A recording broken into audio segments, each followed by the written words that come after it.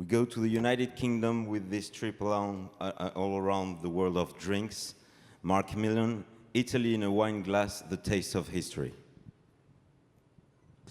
Thank you very much. Thank you. It's a real honor to be here. Thank you, Edouard. It's my first time at the World Gourmand Awards, and it's been such an inspiring few days, hearing so many different stories in so many different languages, and I've really loved the honor of being here. Although this is my first time here, it's my 15th book. I began a long time ago. My first book, published with my wife, a photographer, Kim, came out 43 years ago in 1982, The Wine and Food of Europe. It was a very different world, how we interacted with wine then. I wrote the book on a typewriter, Kim photographed on film, and we've carried on from there.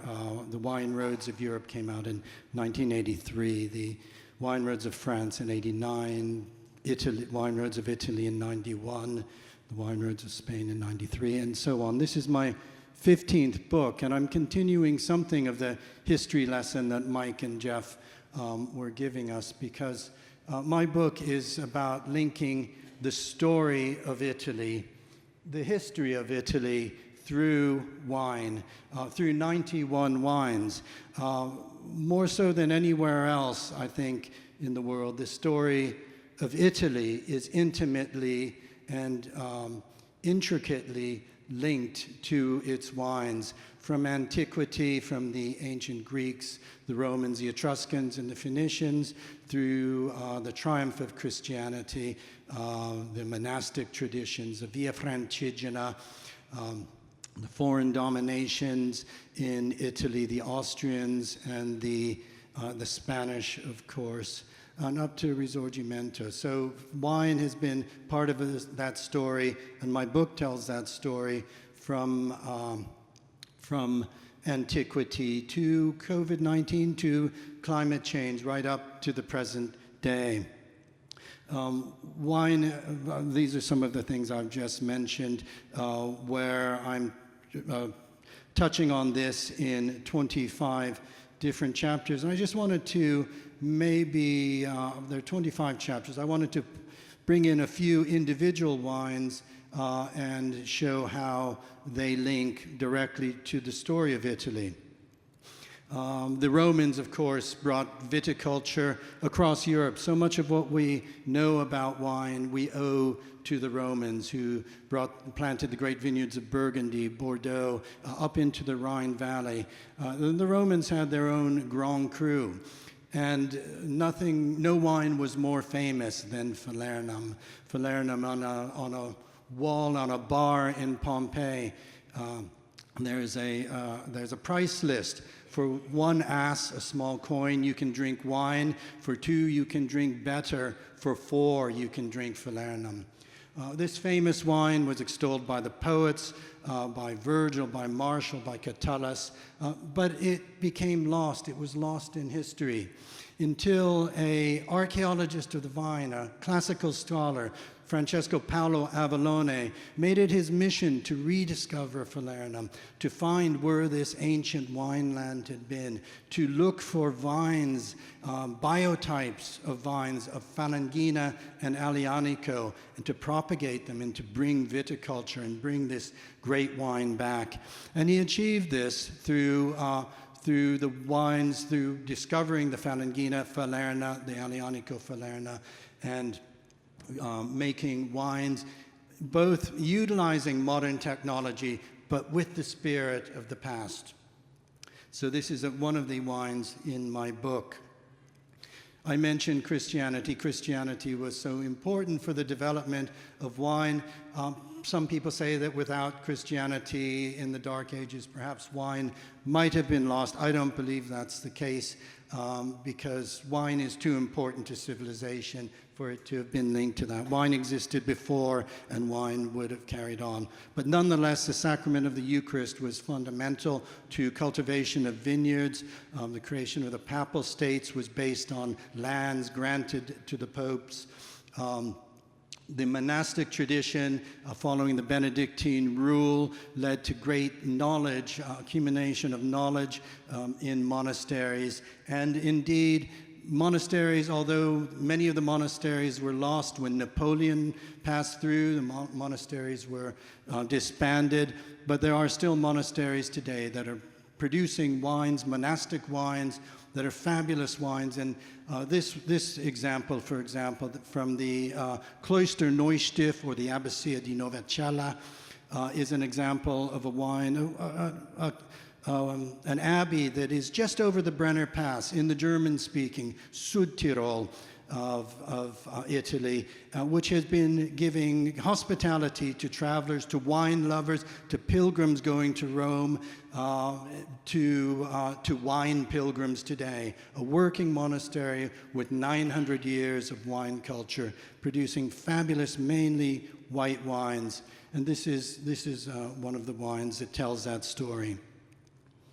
The story of Italy is also a story of great personalities, great individuals, people who were personaggi, people who were changed the world, changed the history, and this is linked to wine. One of the first wine writers was the great Roman naturalist Pliny the Elder. Federico II, Frederick II of Hohenstaufen, was a great lover of wine, and his wines are wines from Castel del Monte, for example, around the octagonal castle that he designed and built in Puglia, is still a prestigious wine zone today. Dante Alighieri, the Medici, Leonardo da Vinci, all of these great names were associated with wine. This wine, Serrego Alighieri Possessioni Rosso, comes from, it's still made by descendants of the Alighieri family, the Serrego Alighieri family, the 21st generation in the Valpolicella wine hills. Now, Dante was a Tuscan, of course, a proud Tuscan, but he was exiled, he was sent away, he was banished, and he came to Verona, where he was a guest of the Della Scala.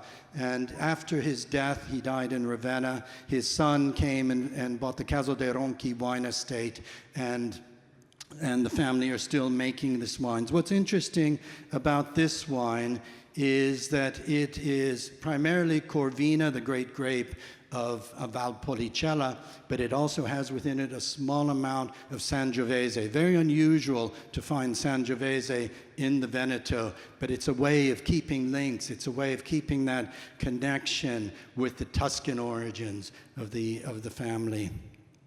A Risorgimento and unification of Italy. Giuseppe Garibaldi landed in Marsala in 1860. The first prime minister of Italy, Count Camillo Benso di Cavour, experimented in viticulture and helped to produce the first modern Barolo using French wine technology. The first king of Italy, Vittorio Emanuele II, loved wine, but he also loved women, and he bought a villa on a Barolo estate, the Fontana Fredda Barolo estate, for Rosa Vercellana, the love of his life, to live. And their son, Count Emanuele di Mirafiore, began a vineyard that is still producing magnificent Barolo wines today. So again, this link directly with history and wine. We like to think of all the beautiful things in Italy, but not everything is beautiful in Italy. The mafia has been a stain on society and on life for a long time, and also involved in the agri-mafia infiltrating into the beautiful wine and food businesses and livelihoods across the country. One of their greatest atrocities is when they assassinated the magistrates Falcone and Borsellino. But there are organizations fighting back, and the Libera Terra Cooperative, for example, makes wines from lands confiscated from the mafia. Their Cento Passi wine is dedicated to Peppino Impastato, who was, and it's actually from land confiscated from Totorina, who had been the capo di tutti capi of the mafia and involved in those horrific events. And this wine is dedicated to Peppino Impastato, who was an activist who sought using radio, pirate radio, to rail against the mafia. There are many other stories. This is a story in Venice of how Venice on the eastern Mediterranean began to trade in wine. But my time is run out. I can see that now. This is the wine from Italy, from the island of Lipari off of Sicily. So thank you very much. It's been a real pleasure to be here. Thank you.